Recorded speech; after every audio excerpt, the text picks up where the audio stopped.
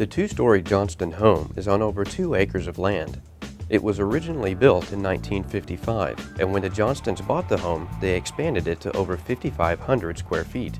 The 3 NetLinks masters are distributed for both physical location and functional placement, and are located in the main AV closet upstairs, great room cabinet downstairs, and network phone alarm distribution center.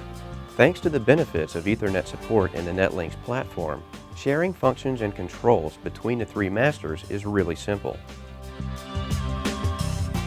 We like to entertain, and we enjoy music and TV, and we have 2 small children, so our house is laid out in a way that they can be enjoying, their programs in their playroom or in the TV room downstairs, and we can be up here and entertaining guests, or just I could be in the kitchen making dinner, and it has a lot of versatility.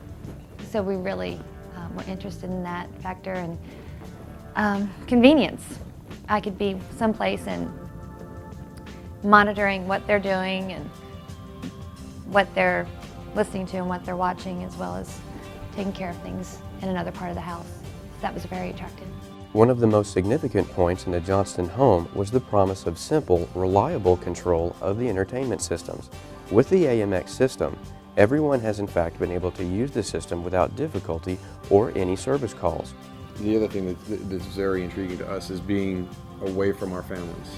We're both from the Northeast, and being down here, we'll have Grandma and Grandpa or Nan and Pop come down to watch the kids. And the old system was intimidating to use, to the point where sometimes we'd come home and there'd be a blue screen on the TV, and you wondered how long have they been watching a blue screen because somebody hit the wrong button, or it had never come on because you'd put a sheet of paper out and you'd go through it before you left.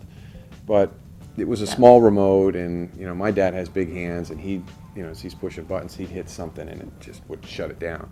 To the point where sometimes it would take us a day and a half to retrace steps and try and do it. We wanted something that was easy to use. Yeah. Just something where they felt comfortable. Okay, they're down here for 7 days. They can turn the TV on. If something happens, they know how to go back. It's just, the panels are great. They're big. You can use your fingers. You can use a stylus if you're nervous. And it's just nice knowing that they can come down and have access to everything that's here to be utilized and not be intimidated. From the standpoint of being able to tell people on how it works, I think the simplicity of the system is very good. We have had a number of people here who are intimidated by technology and feel very comfortable with the system. We've had young kids who are in that and can use it more easily than we can. Exactly. They show us some things because they're just from that generation and they're used to technology. Whether you're somebody who's in that generation of being used to technology, now, it's totally easy for you. Then you go to the other side of the coin, and people who have never been around technology, who you had to beg to get a cell phone, had to beg to get a computer, to use email, can come down and sit down with these panels, and they're not intimidated by this. If you had to be tech savvy, I don't think we'd have it, because we're kind of on the cusp of that generation that really wasn't exposed to a lot of the things that the younger kids are. And that was our big concern, because we talked to several people before we did this, and they had great ideas. A remote in every room, but they were little tiny things, and everything was infrared. And there's a lot of different ways you can do it, but it looked like it was too much. It looked like you got back into that thing where it's too difficult for people to understand, and they didn't want to use it. Simplicity was probably the number one thing that we looked at when we looked at the AMX system and how it fit what we needed. It's cutting edge, yet it's still simple to use, so we were attracted to that.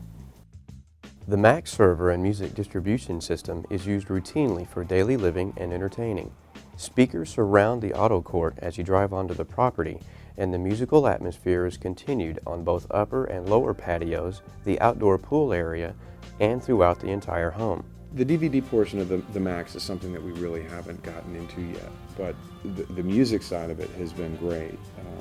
The fact that we've had the old systems where, we had a 100 CD changer, and you could hit random, and it was supposed to cycle every song on every CD before it ever repeated.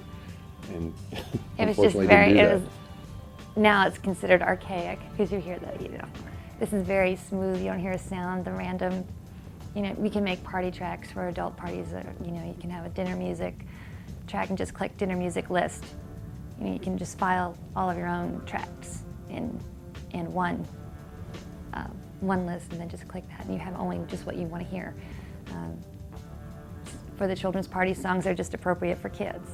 And then if you just want to listen to a whole genre that you have, it automatically separates every type of music in the genres that you have: rock, jazz, classical, or whatever. So if you don't want to worry about making your own private lists and clicking and dragging, you can just click random, jazz, play, and it's on.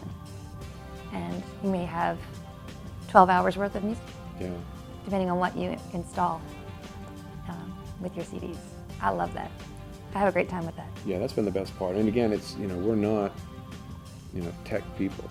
And the ease of this, when they told us, and you're like, gosh, we got to put the CDs in, and we got to type That's everything take in. It's forever. going to take forever. But you don't. You put it in, and it reads itself. Everything comes up, and you're just dragging things and adding things. There may be a few things you have to change. A CD may come up in the wrong genre that you think, and you can just change that right there. But everything else is going to be right there. We'll probably do mostly children's DVDs, because we don't really watch movies at home. That much TV. No, not really. At night. So, but the kids, enjoy their DVDs and their movies. So we'll probably load the children's DVDs, and Aiden can turn it on and off himself, and he's 4.5.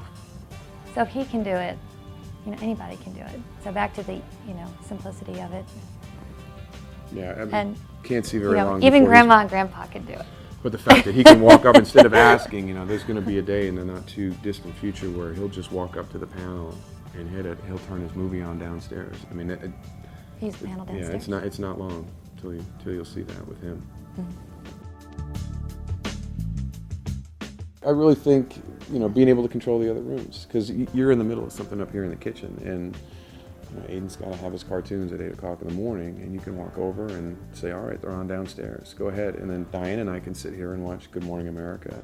The remote keypads that we have a pool house, so we're away from the home, so if we want to listen to music or do something in the house, we can do it from another area by the pool when we're entertaining. If we're out by the pool and you don't want to come in and into the house being wet or whatever from swimming, we can use the remote keypads are really helpful and handy, and also easy to use.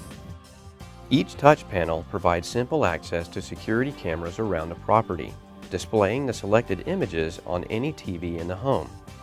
For safety monitoring and confidence, cameras provide views of the entry, outdoor playground, and pool area. Even the driveway gate is controlled from the security page, allowing the homeowners to easily grant access to delivery drivers and service personnel. An area that we've also found that has been very beneficial is having the security cameras and having stations allocated on the TVs throughout the house. So you can have that station on, so as you're moving from room to room, a quick glance at the TV to make sure everything's going good in the driveway when they're playing or riding their bikes. We have them watching the pool area. And the fact that even though somebody's not physically there, you've got that area covered. And from a standpoint of me being somebody who travels a lot, the other thing is, and we have that availability in the master bedroom, and that was one of the reasons we put a keypad in there, was it can come off the wall and it can be on the nightstand, and any bump in the night, boom, you go to the channels and you can watch, you can kind of scan the perimeter of your yard and stuff on these cameras. And from a peace of mind standpoint for me and for Diane, who's here, that has been very important. One of the things that I might be interested in exploring is using it to control the lighting in the house. We opted not to do that, but now I'm thinking that maybe we should go back and do that. It's a great safety feature, a great security feature. When we're not home, you can program it or reprogram it away from home to change the lighting times that go on and off in the house. Or when I come home at night with the kids after dinner or whatever, your walkway would be lit for you, or just the parts of the house that you need to feel safe when you enter and come in with the kids. Yeah, one of the features that we opted not to do. But that was, and then you get in and you start. But that to would have see the been really value of nice. it. So maybe we'll And Go but the back great into thing that. about it was they told us, if you don't feel, from a financial standpoint, Still versatile. if you're not comfortable doing that now, that the technology is coming where everything is going to be infrared and wireless, and you don't have to put holes in your walls and run your lighting to tie The it house in. is already all there. It's something we can always address down the road.